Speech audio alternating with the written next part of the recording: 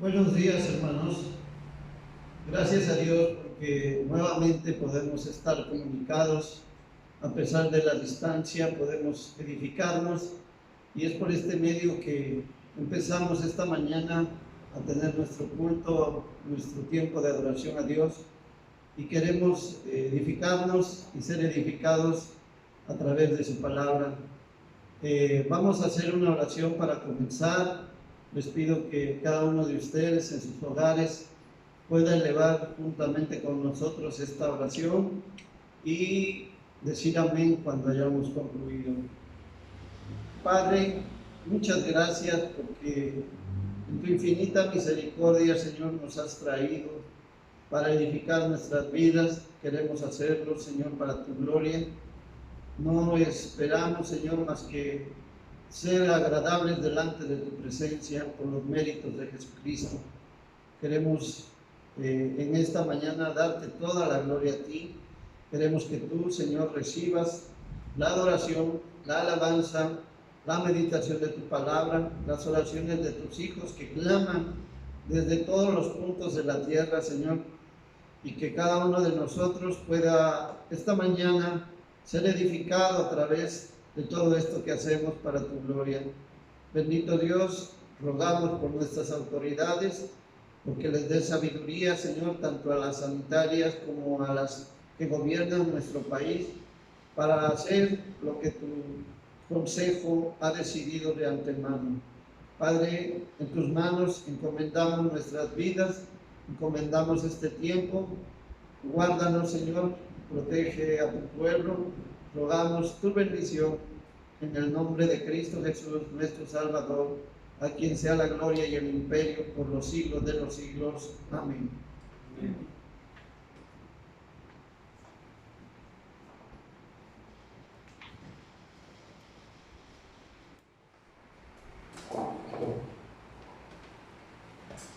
Buenos días, hermanos, nos da mucho gusto saludarles. Vamos a alabar a nuestro Dios. Tengan a la mano sus libros de cantos. Vamos a entonar el de la página 176, Vine a alabar a Dios, el de la página 1, ¿A quién iré?, y el de la página 25, que es Judas 25. En ese orden vamos a entonar nuestras alabanzas.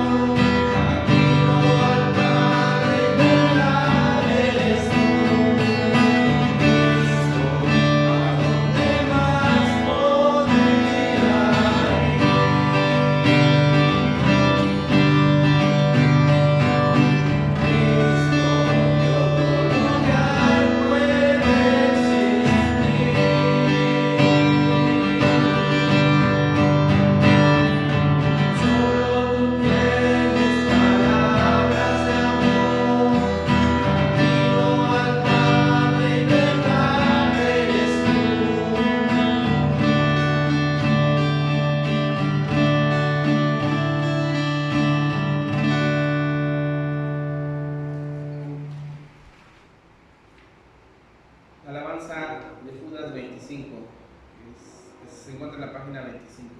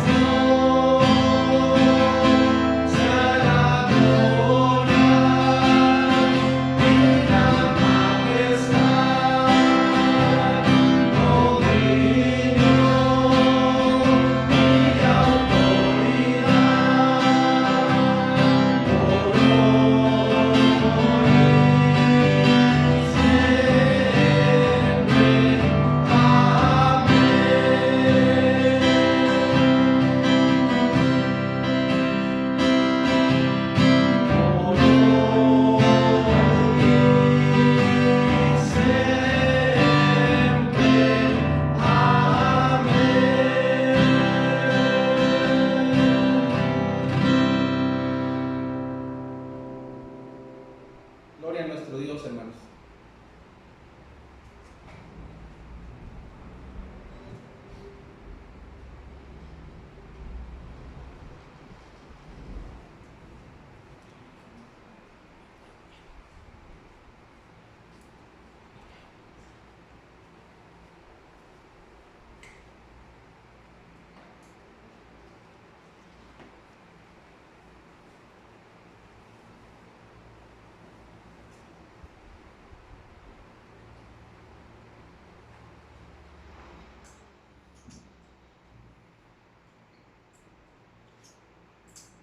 Buenos días, hermanos.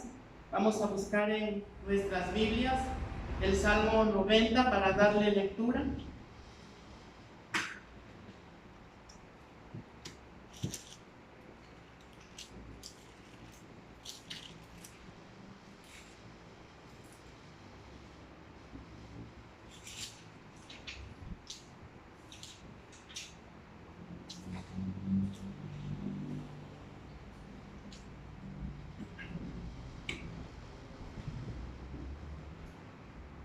Le damos lectura, hermanos.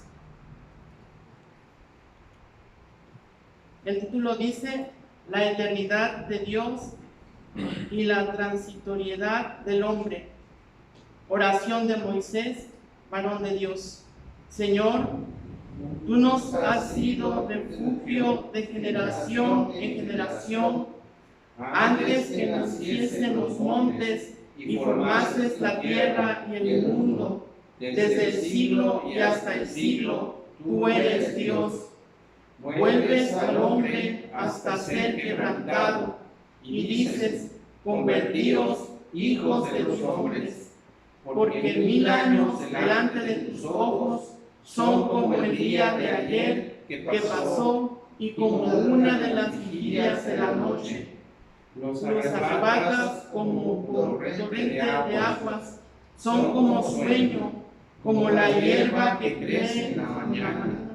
En la mañana florece y crece, en la tarde es cortada y se seca, porque con tu furor somos consumidos y con tu ira somos turbados. Pusiste nuestras maldades delante de ti, nuestros yerros a la luz de tu rostro, porque todos nuestros días declinan a causa de tu ira. Acabamos nuestros años como un pensamiento. Los días de nuestra edad son 70 años, y si eres los más robustos, son 80 años.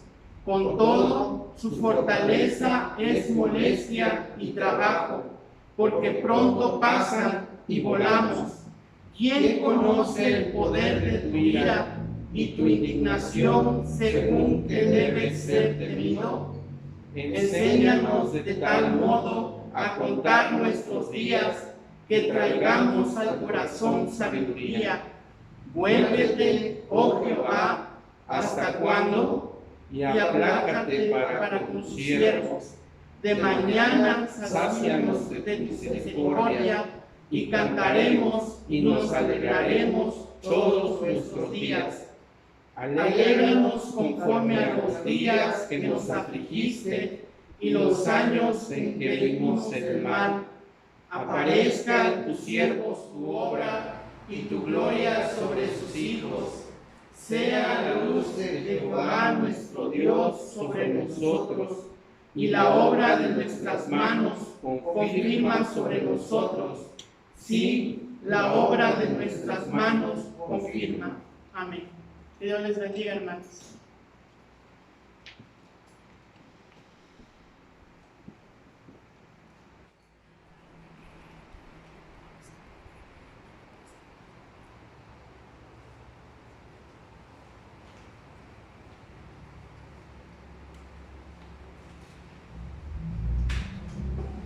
Vamos a continuar con nuestro culto de alabanza y adoración y vamos a seguir cantando a nuestro Dios, hermanos. Vamos a hacerlo con 3 cantos más. El Salmo 25 de la página 121, el Salmo 42 de la página 128 y el Salmo 46 que también se encuentra en la página 128. Salmo 25, Salmo 42 y Salmo 46.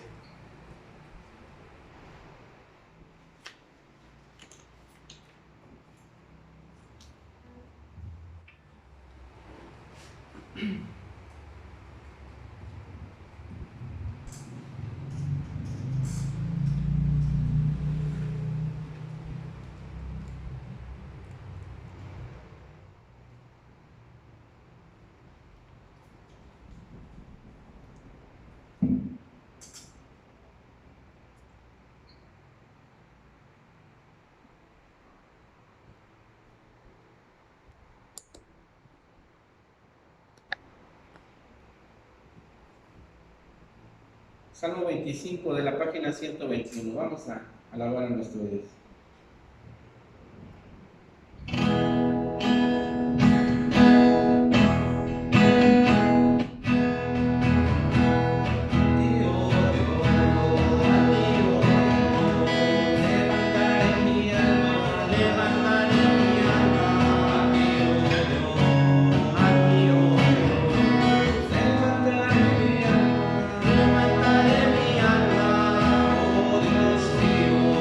Oh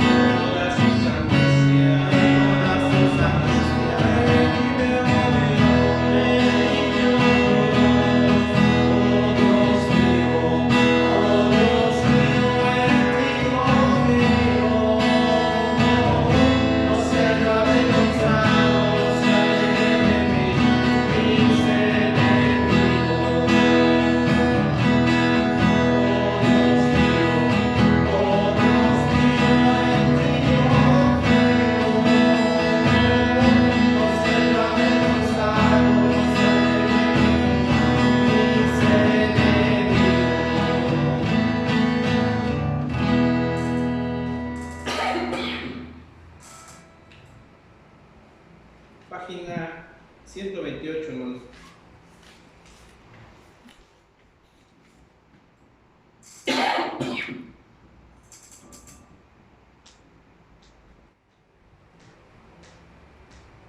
Salmo 42.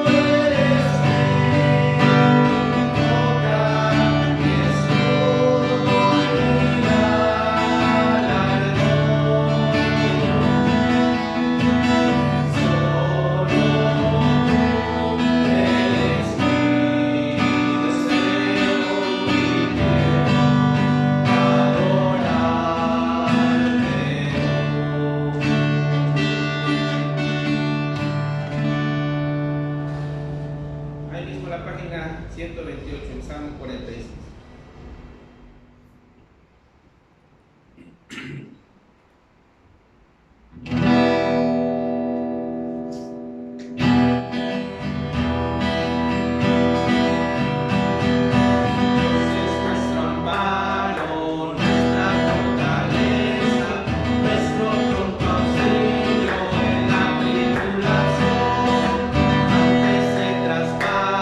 Los montes a la mar.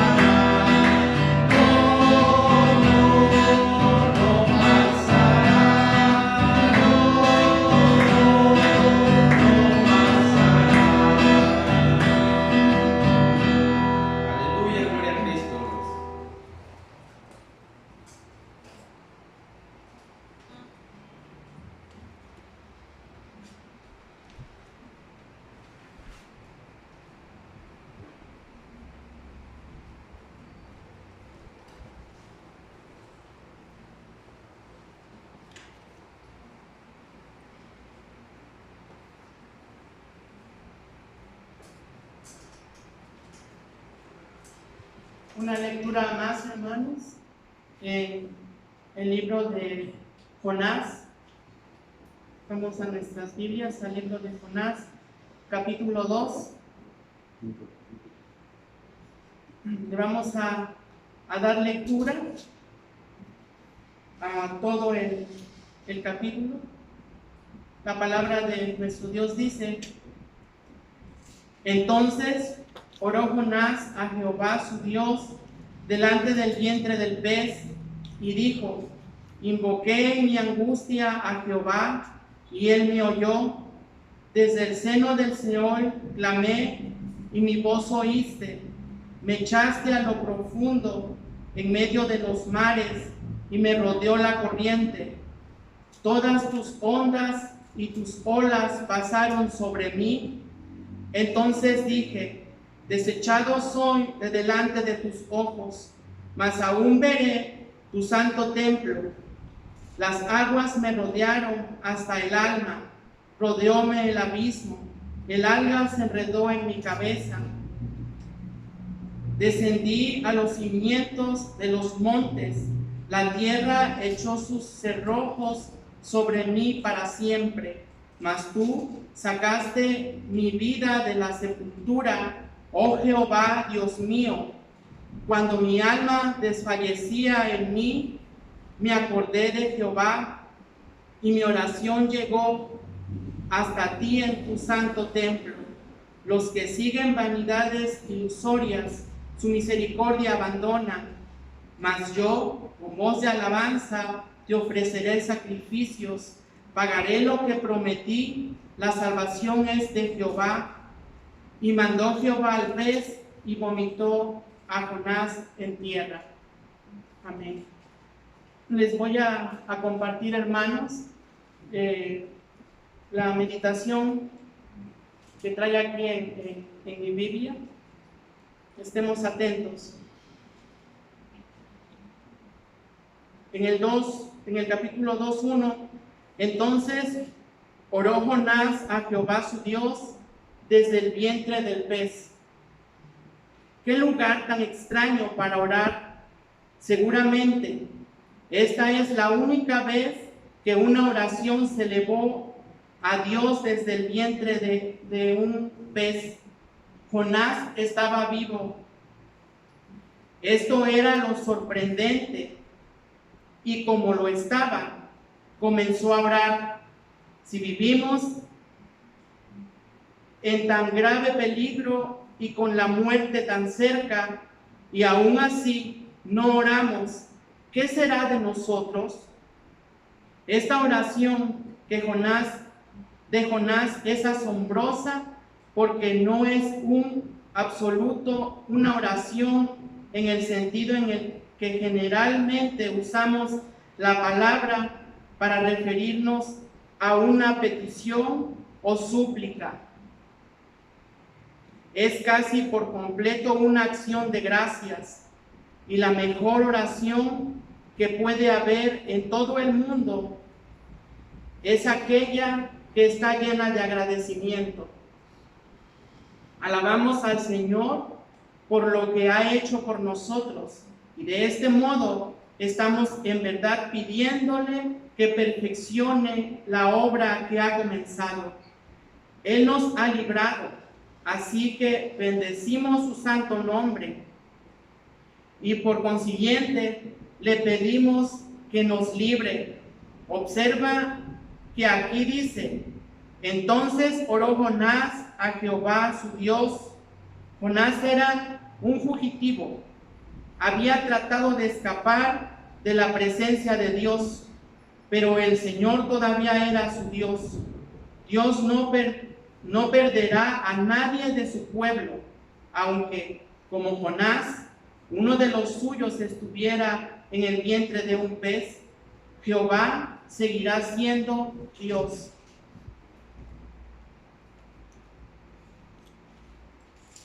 Los que siguen vanidades ilusorias, su misericordia abandonan. Mas yo, con voz de alabanza, te ofreceré sacrificios. Pagaré lo que prometí. La salvación es de Jehová. Jonás aprendió esta frase de buena teología en una universidad extraña. La aprendió en el vientre del pez, en los cimientos de los montes, con algas enredadas en su cabeza. La mayoría de las grandes verdades de Dios deben aprenderse en situaciones difíciles. Deben quedar grabadas en nosotros con el hierro candente de la aflicción. De lo contrario, no las recibiremos realmente. Ningún hombre está capacitado para juzgar en asuntos del reino de Dios hasta que no haya sido probado primero, pues en las profundidades se aprenden muchas cosas que nunca podremos conocer en las alturas. Descubrimos muchos secretos en las cavernas del océano, secretos que nunca podríamos conocer aunque nos hayamos elevado al cielo. El que mejor satisfará las necesidades del pueblo de Dios como predicador es aquel que ha experimentado esas necesidades. El que mejor consolará al Israel de Dios es aquel que ha necesitado consuelo. Y el que mejor predicará la salvación es aquel que ha sentido su propia necesidad de ella. Cuando Jonás fue librado del gran peligro, fue entonces capaz de juzgar.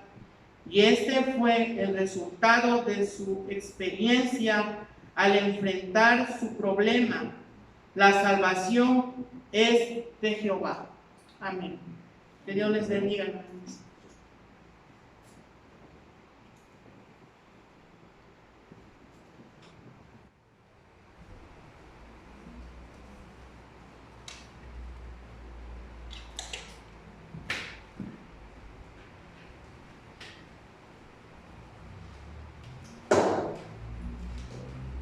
Gracias a Dios por su palabra. Nos alienta, nos conforta, nos anima.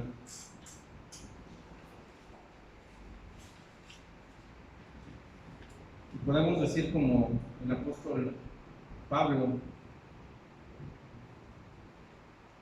en segunda a los Corintios, cuando él clamaba al Señor que le quitara el aguijón que lo atormentaba, el Señor respondió a Pablo y le dijo: bástate mi gracia, porque mi poder se perfecciona en tu debilidad. Entonces, gracias a Dios porque somos débiles, podemos darnos cuenta que el Señor es todopoderoso, que nos auxilia y nos ayuda. Vamos a meditar un momento en la palabra y quisiera recordar un poquito respecto a lo que es nuestro gobierno actual. Mucho se ha dicho de la situación que vivimos. Muchas personas hablan acerca de nuestro presidente. Es cuestión de ver las redes sociales y nos damos cuenta que unos lo defienden, otros lo atacan. Realmente nosotros sabemos que el corazón del hombre es engañoso. No conocemos las intenciones de nuestros gobernadores, solamente Dios y ellos conocen qué es lo que traman, pero nosotros hemos sido llamados a respetarlos, a orar por ellos. Y de hecho eso es lo que vamos a tratar el día de hoy, de hecho de lo que vamos a hablar en este momento respecto a la autoridad, respecto al respeto que debemos de tener hacia la autoridad. De hecho, hermanos, nosotros hemos suspendido nuestras reuniones en acato a lo que las autoridades han establecido, de dejar de reunirnos, por eso es que estamos así. Y quisiera que fuéramos a la palabra de Dios en el libro de Hechos, en el capítulo 22.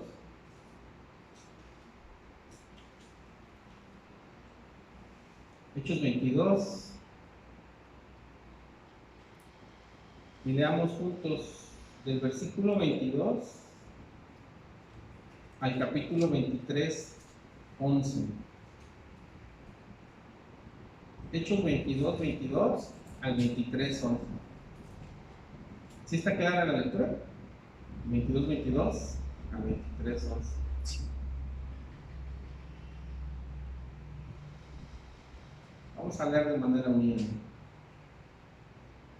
Dice la palabra: y lo oyeron hasta esta palabra. Entonces alzaron la voz, diciendo: quita de la tierra a tal hombre, porque no conviene que viva. Y como ellos gritaban y arrojaban sus ropas y lanzaban polvo al aire, mandó el tribuno que le metiese en la fortaleza y ordenó que fuese examinado con azotes para saber por qué causa clamaban así contra él. Pero cuando le ataron con correas, Pablo dijo al centurión que estaba presente: ¿os es lícito azotar a un ciudadano romano sin haber sido condenado? Cuando el centurión oyó esto, fue y dio aviso al tribuno diciendo: ¿qué vas a hacer? Porque este hombre es ciudadano romano. Vino el tribuno y le dijo: dime, ¿eres tú ciudadano romano? Él dijo: sí. Respondió el tribuno: yo con una gran suma adquirí esta ciudadanía. Entonces Pablo dijo: pero yo lo soy de nacimiento. Así que luego se apartaron de él los que le iban a dar tormento, y aún el tribuno, al saber que era ciudadano romano, también tuvo temor por haberle atado. Al día siguiente, queriendo saber de cierto la causa por la cual le acusaban los judíos, le soltó de las cadenas y mandó venir a los principales sacerdotes y a todo el concilio, y sacando a Pablo le presentó ante ellos.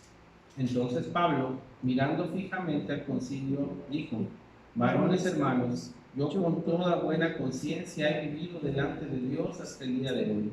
El sumo sacerdote Ananías ordenó entonces a los que estaban junto a él que le golpeasen en la boca. Entonces Pablo le dijo: Dios te golpeará a ti, pared blanqueada. ¿Estás tú sentado para juzgarme conforme a la ley, y quebrantando la ley me mandas golpear? Los que estaban presentes dijeron: ¿al sumo sacerdote de Dios injurias? Pablo dijo: no sabía, hermanos, que era el sumo sacerdote, pues escrito está: no maldecirás a un príncipe de tu pueblo. Entonces Pablo, notando que una parte era de saduceos y otra de fariseos, alzó la voz en el concilio: varones hermanos, yo soy fariseo, hijo de fariseo. Acerca de la esperanza y de la resurrección de los muertos se me juzga. Cuando dijo esto, se produjo disensión entre los fariseos y los saduceos, y la asamblea se dividió, porque los saduceos dicen que no hay resurrección, ni ángel, ni espíritu, pero los fariseos afirman estas cosas. Y hubo un gran vocerío, y levantándose los escribas de la parte de los fariseos, contendían diciendo: ningún mal hallamos en este hombre, que si un espíritu le ha hablado o un ángel, no resistamos a Dios. Y habiendo grande disensión, el tribuno, teniendo temor de que Pablo fuese despedazado por ellos, mandó que bajasen soldados y le arrebatasen del medio de ellos y le llevasen a la fortaleza. A la noche siguiente se le presentó el Señor y le dijo: ten ánimo, Pablo, pues como has testificado de mí en Jerusalén, así es necesario que testifiques también en Roma. Hermanos, para entrar en contexto de lo que vamos a estudiar, Pablo está regresando de su tercer viaje misionero, y la intención de Pablo es pasar la fiesta del Pentecostés en Jerusalén. Sucedió que unos judíos provenientes de Asia, al verle en el templo, alborotaron a la multitud. Ni siquiera eran los judíos que estaban en Jerusalén, eran unos judíos que venían de Asia. Cuando el apóstol Pablo salió a hacer sus viajes misioneros, siempre hubo tras él judíos que lo atosigaban, siempre hubo persecución, hubo celos de parte de los judíos. Los judíos negaban rotundamente que los gentiles pudieran formar parte del pueblo de Dios. Entonces, siempre que Pablo iba a predicar a un lugar, llegaban judíos. En este caso no es la excepción.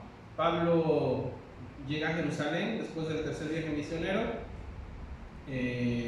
unos judíos, ni siquiera los que se encontraban en Jerusalén, sino unos que venían de Asia, alborotan a la multitud. ¿Qué es lo que dicen de él? Este es un hombre que por todas partes enseña contra el pueblo, enseña contra la ley, enseña contra el templo.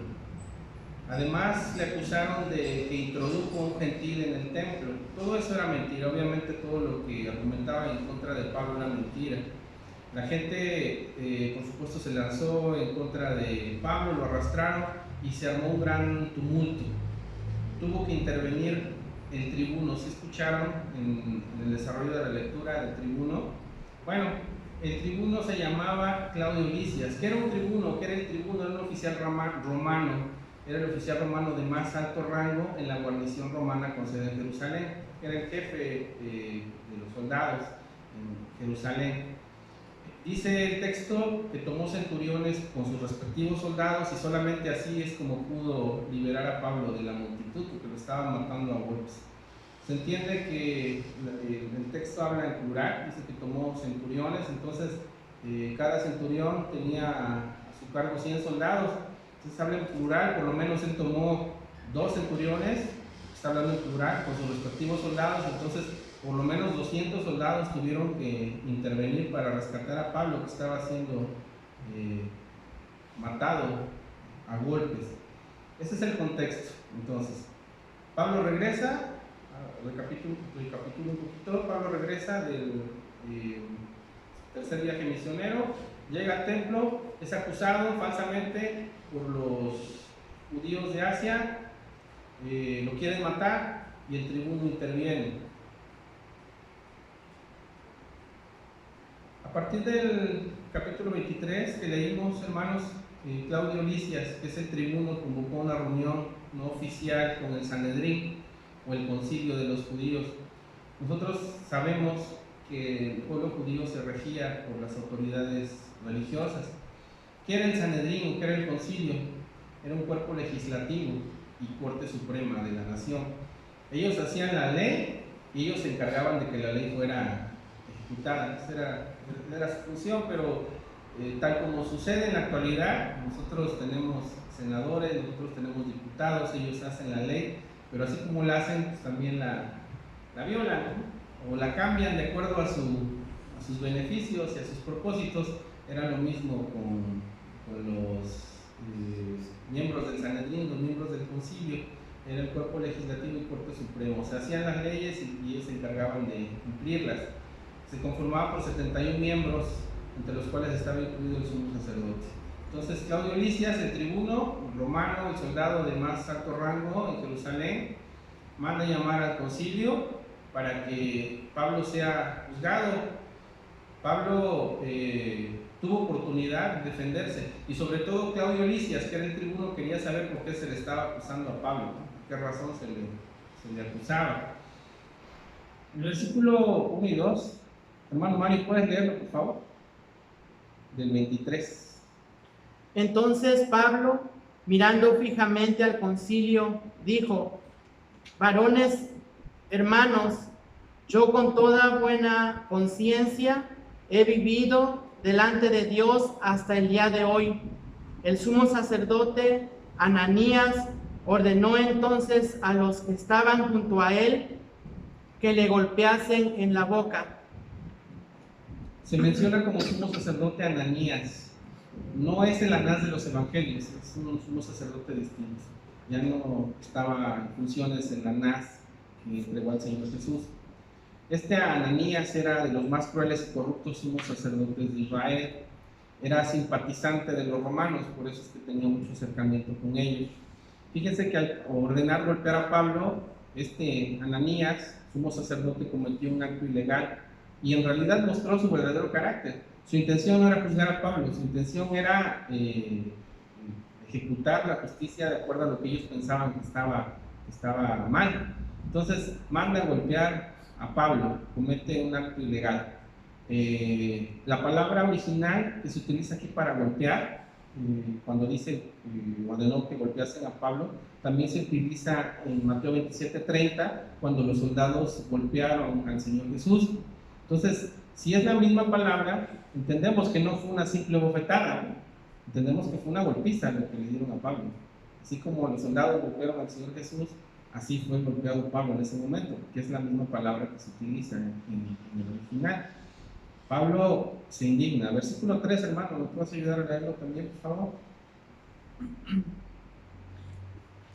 Entonces Pablo le dijo: Dios te golpeará a ti, pared blanqueada. ¿Estás tú sentado para juzgarme conforme a la ley, y quebrantando la ley me mandas golpear? ¿Qué sucede con el apóstol Pablo? Se indigna, se enoja, se molesta, porque estaba siendo juzgado de manera injusta. Pablo le responde: pared blanqueada. Automáticamente le recordamos cómo el Señor Jesús confronta a los fariseos también.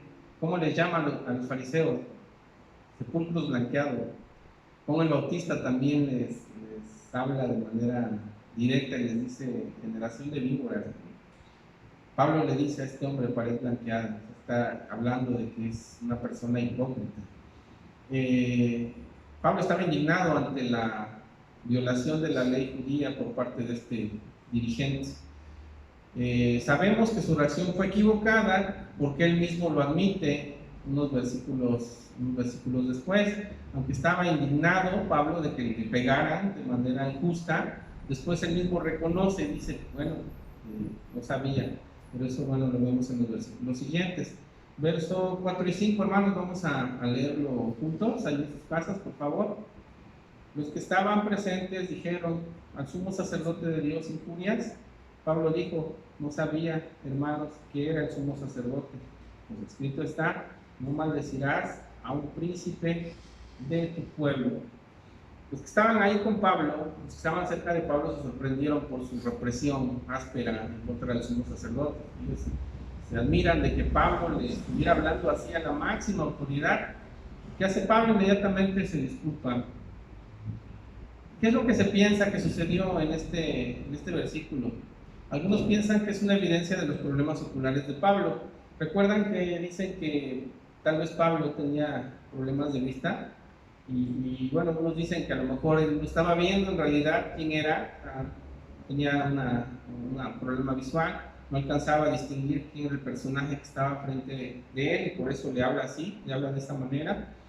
Otros piensan que Pablo estaba tan enojado que olvidó con quién hablaba, estaba tan enojado. Y es que, si somos honestos, cuando somos objeto de injusticias, pues primero hablamos y luego pensamos, y luego nos arrepentimos de lo que hablamos, porque creemos que hemos sido objeto de injusticia. Bueno, otros piensan que Pablo se molestó tanto que no le importó quién era y le habló de esa manera, calificó una pared blanqueada. O también piensan que a lo mejor fue sarcástico en vista de que Ananías no actuaba como era digno de un sumo sacerdote, como diciendo: como sumo sacerdote no parece que lo seas porque estás violando la ley. La explicación más aceptada es que el apóstol había salido de Jerusalén muchos años antes y no había reconocido de vista a Ananías, y aparte, como era una reunión informal, pues el sumo sacerdote no traía puesta su vestimenta oficial. Entonces, realmente parece ser que eso es lo que sucede, que no se identificaba. Pablo nada más escuchó que un personaje lo mandó a golpear y Pablo lo maldice. Pablo muestra su inconformidad, pero cuando él se entera de que es el sumo sacerdote, ¿qué hace inmediatamente? Se disculpa, sabiendo de que él tiene que someterse a la autoridad. Y de hecho, eso es lo que estamos viendo, de lo que estamos hablando. Versos 6 y 8, María, ¿me ayudas a leerlo, por favor?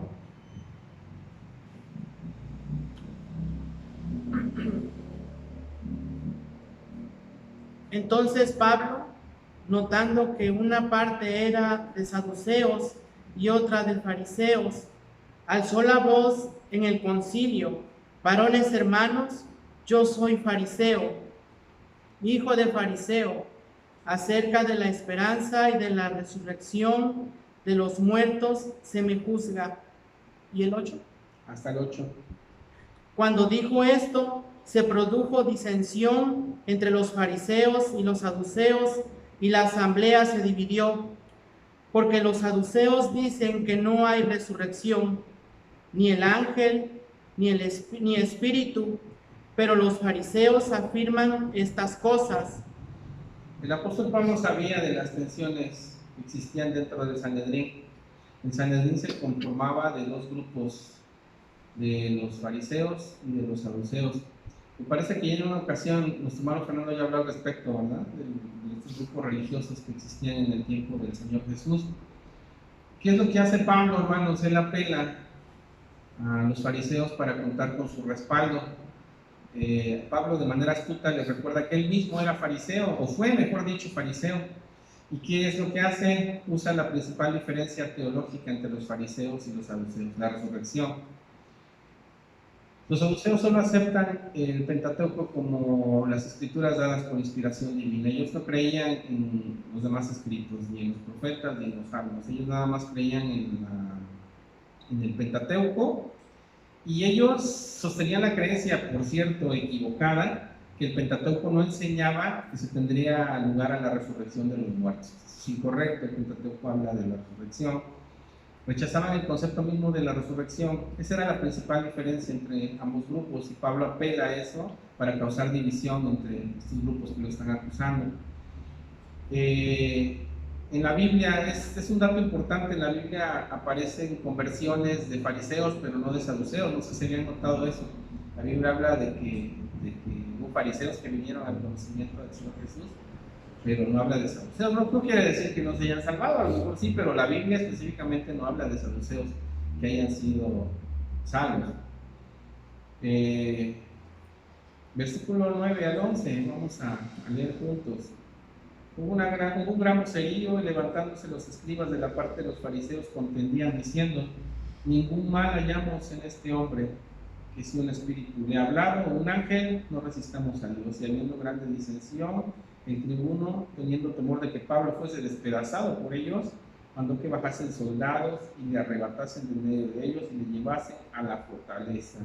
A la noche siguiente se le presentó el Señor y le dijo: ten ánimo, Pablo, pues como has testificado de mí en Jerusalén, así es necesario que testifiques también en Roma.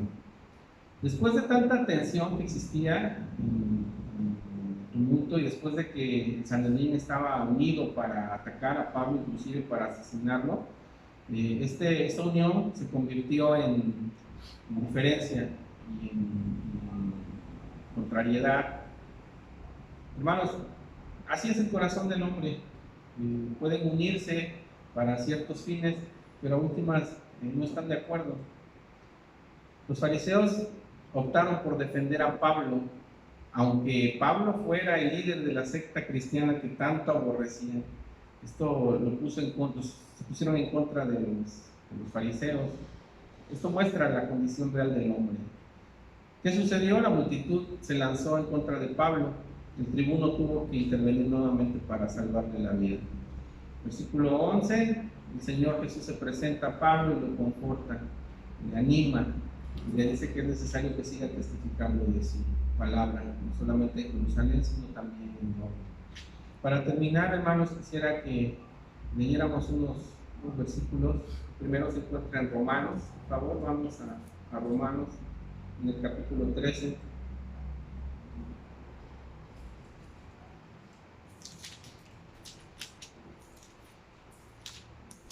Verso 1 al 7, Romanos 3, 1 al 7. Sométase toda persona a las autoridades superiores, porque no hay autoridad sino de parte de Dios, y las que hay por Dios han sido establecidas. De modo que quien se pone la autoridad a lo establecido por Dios resiste, y los que resisten acarrean condenación para sí mismos. Porque los magistrados no están para infundir temor al que hace el bien, sino al mal. ¿Quieres pues no temer a la autoridad? Haz lo bueno y tendrás alabanza de ella, porque es servidor de Dios para tu bien. Pero si haces lo malo, teme, porque no en vano lleva la espada, pues es servidor de Dios, vengador para castigar al que hace lo malo, por lo cual es necesario estarle sujetos, no solamente por razón del castigo, sino también por causa de la conciencia. Pues por esto pagáis también los tributos, porque son servidores de Dios que atienden continuamente a esto mismo. Pagad a todos lo que debéis. Al que tributo, tributo, al que impuesto, impuesto, al que respeto, respeto, al que honra, honra. ¿Qué nos dice la palabra de Dios? Que debemos honrar a nuestras autoridades, que debemos obedecer a nuestras autoridades. Aquí Pablo en Romanos 3 está suponiendo que las autoridades están cumpliendo un buen trabajo. Bueno, pues solamente basta ver lo que sucede y en muchos casos no es así. Pero la Biblia no nos está diciendo que juzguemos lo que hacen nuestras autoridades. La Biblia nos dice que tenemos que acatar lo que dicen nuestras autoridades. Primera de Timoteo 2, 1 al 3.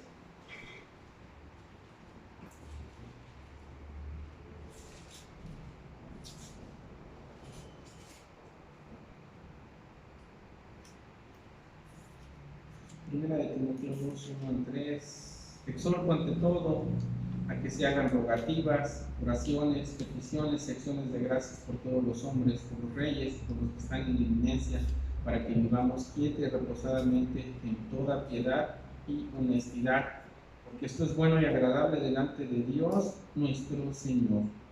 ¿Qué es lo que dice Pablo a Timoteo? Tenemos que orar por nuestras autoridades, hermanos. Tenemos un ejemplo bien claro con lo que acabamos de leer. ¿Qué sucedió con Pablo? Pues fue juzgado injustamente, inclusive fue golpeado de manera injusta, él no había hecho nada. Pablo expresa su sentir, pero cuando él se entera de que quien lo mandó a golpear era un líder, era una autoridad, inmediatamente se disculpa. Entonces, él mismo, obedeciendo lo que él mismo escribió, pues nos invita a nosotros a hacer lo mismo, hermanos. Nosotros podemos decir muchas cosas del gobierno que se encuentra en la actualidad, cosas buenas, cosas malas, a lo mejor nosotros votamos por él, a lo mejor no, pero lo que nos manda la palabra de Dios es a orar por ellos y a obedecerlos. ¿Que hacen cosas malas? Pues sí, definitivamente, pero no nos corresponde a nosotros juzgarlos. El Señor es el que se encargará de pedirles cuentas de lo que hicieron. Hermanos, ¿qué nos corresponde a nosotros? Timoteo, 1 Timoteo 2.1, orar por ellos, clamar por ellos, pedirle a Dios que los dirija, que los guarde, que los haga tomar buenas decisiones. Y quisiera terminar este tiempo con el pasaje que leímos en Hechos, capítulo 23.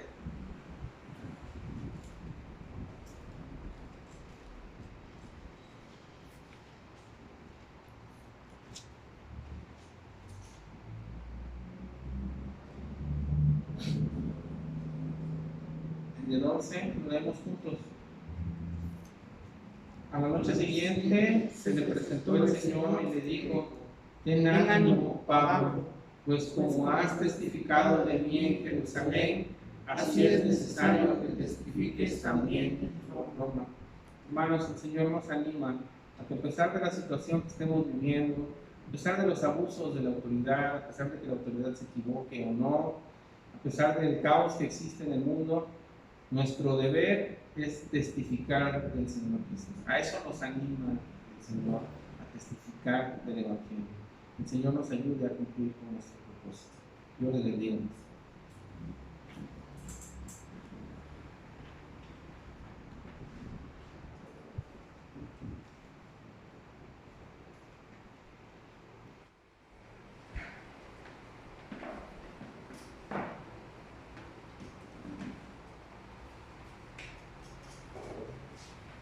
Ya nuestros hermanos han compartido algunos pasajes.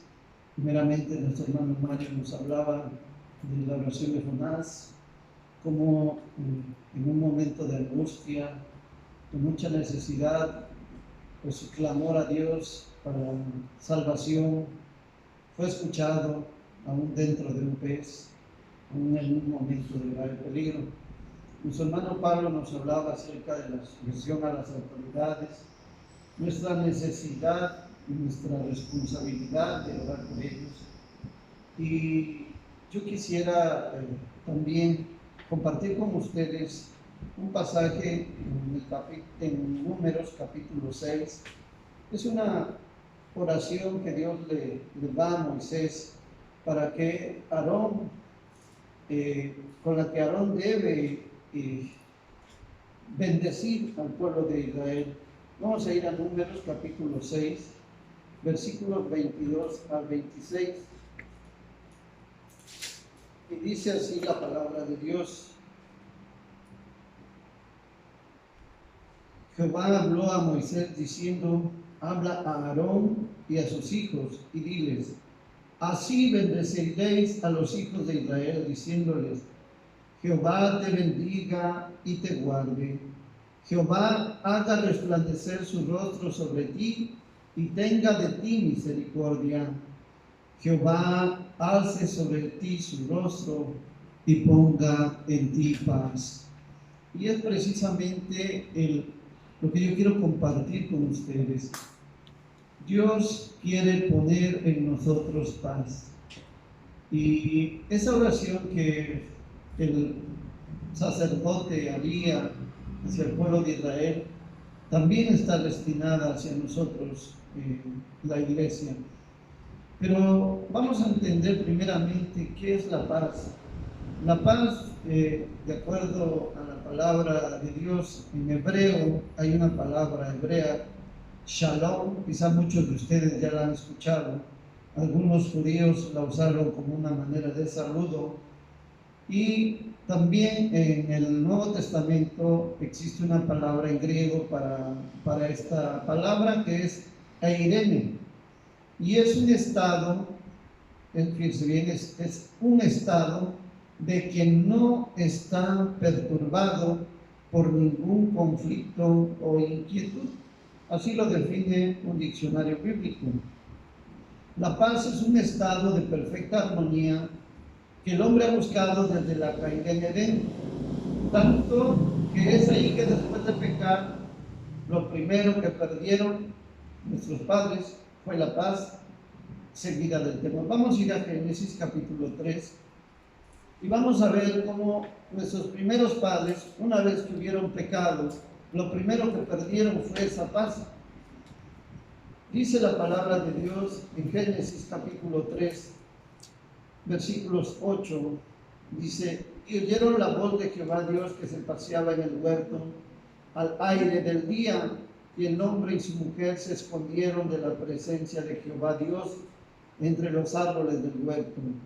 Mas Jehová Dios llamó al hombre y le dijo: ¿dónde estás tú? Y él respondió: oí tu voz en el huerto y tuve miedo, porque estaba desnudo y me escondí.